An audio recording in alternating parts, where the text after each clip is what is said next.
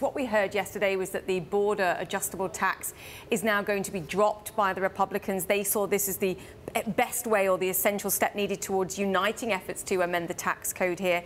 But obviously that raises all sorts of financing questions, given how much money this was expected to raise over the coming 10 years. How do they solve that, do you think? And do you think this was the right decision?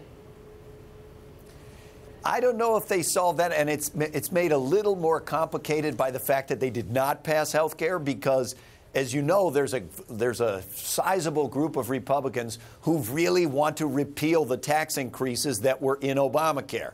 So those people, I anticipate, when they start the tax reform debate, are going to say, before you pay for any of those other tax cuts, let's go repeal those Obamacare tax increases. So I think it'll be a little harder. But you will not have the same opposition to making the deficit bigger that you had to taking away health insurance. So that part will be a little easier than health care. Yeah. Bloomberg was reporting that Steve Bannon has a plan to raise taxes on the highest earners, a proposed 44% rate for those who make $5 million or more annually. That would be offset by a corporate tax cut and repealing AMT and also repealing the estate tax. And all of this would be to help sell middle-class tax cuts. How feasible do you think this is? Is this palatable to the current Congress?